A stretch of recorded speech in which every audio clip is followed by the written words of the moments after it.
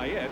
And Michael Waltrip started this race from the 40th position. There you can see some of the action in the pack as they are pretty much now in single file formation up through the S's once again. Here comes the leaders out of turn number 6. Ricky Rudd in the Quaker State Buick, still pursued by Rusty Wallace, and now a challenge settling up there for 3rd position as Dale Earnhardt appeared to be in a spot to possibly take over that 3rd position from Neil Bonnet, and indeed he has. So Dale Earnhardt moves to 3rd now. Dale is fighting to stay atop the Winston Cup points race. The race is very tight. As a matter of fact, it's the tightest it's ever been at this portion of the season. Earnhardt has just a very slight advantage over Rusty Wallace. He has never won on a road course. He'd like to change that, and certainly before this racetrack goes away, he would like for it to be at Riverside, California. Look how he hangs that right front wheel right down on the white line as he goes into turn 9. We'll see a lot of dust kicked up during the afternoon here, and most of it will just be for the right side or the left side of the car, getting off the racetrack slightly and kicking up some of the dust. And as you indicated, Ned, when they do that, they kick some dust and sand and gravel up onto the track, and that could result in some cut tires. Ricky Rudd leads the Budweiser 400 in the early going, with Rusty Wallace running second, and we'll be right back after this. NASCAR celebrating 50 years in auto racing from 1948 to 1998. ESPN Speed World today at Riverside International Raceway as the curtain is brought down on Winston Cup racing here at this facility. Ricky Rudd, the pole sitter, is the leader, followed by Rusty Wallace. Dale Earnhardt is running in 3rd position, and the number 4 car, driven by Rick Wilson, appears to have a problem as he's going behind the wall. Yes, that Rick was running very well out there. Didn't know whether he'd be able to finish the race as a result of an injury that he got at Charlotte a couple of weeks ago. He had to have relief last week at Dover, Delaware, but now going behind the wall, it looks terminal, Bob. He had Jimmy Angelo standing by as a relief driver, but it appears as if the car is not running. And now the number 52 car, driven by Jimmy Means, has gotten off track and has stopped apparently somewhere up there in the S's. So a couple of cars dropped from competition here in the very early going, and on pit road in front of us as we watch Jimmy Means, the 63 car driven by Jocko Majagamo, is in the pit area. Here's a good battle between Darrell Waltrip in the car number 17 and Bill Elliott in car number 9. Right in front of them is Kyle Petty in car number 21, and right behind Bill Elliott is Dave Marcus, who is having a great run here in the car number 71, the Lifebuoy Soap car. Marcus perhaps has the best pit or crew chief here, Bob, that he has ever had. Alvin Baldwin, who's a past winner here at Riverside, California, is now his crew chief, and certainly knows how to set a race car up to get around this racetrack, and that's working to the advantage of Dave Marcus.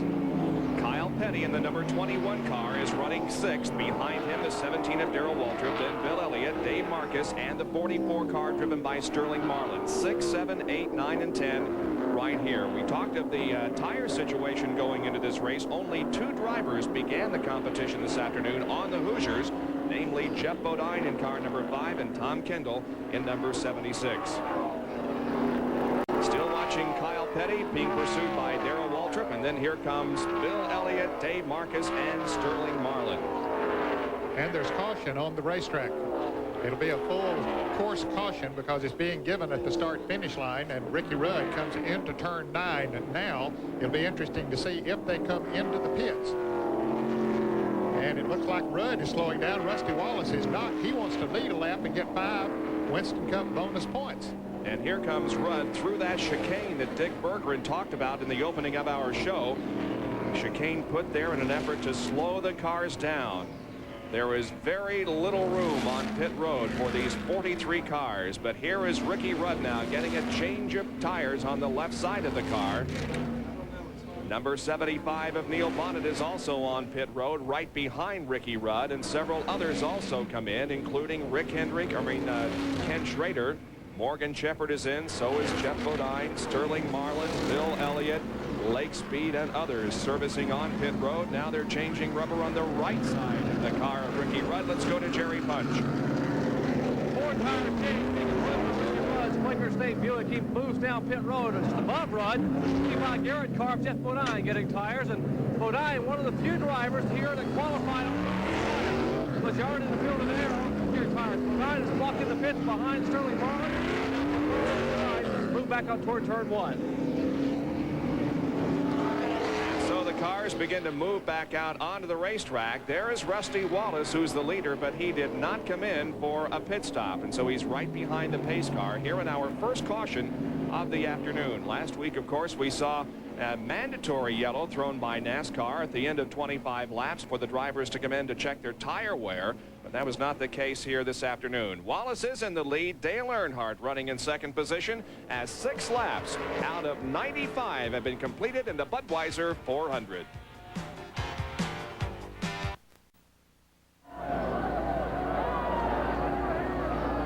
Several thousand Southern California race fans are on hand here this afternoon for one of the last races at Riverside International Raceway. Well, we know there are several, at least 2 drivers that are watching our coverage today from their recuperation beds, namely Harry Gant and his son-in-law Larry Pollard. And we're very pleased to report that Larry, who was injured in a crash last weekend during the Grand National race at Dover, has been released from the hospital and is recuperating, and the best to both of you gentlemen. It also gives us an opportunity here to run down some of the winners that we have had in racing this weekend earlier. Tommy Houston became the, what is it, the 13th in 13 different races in Grand National competition at Orange County last night. Also, Shauna Robinson apparently became the first female to win a NASCAR sanctioned race, the Charlotte Daytona event at Asheville, won by Shauna Robinson last night. Of course, earlier today you saw the finish of the Le Mans race in France. Jan Lammers and his teammates won that one. Ayrton Senna we mentioned as the winner of the Formula One race, the Canadian Grand Prix near Montreal. And last night we had the pleasure of going to the CRA Unwinged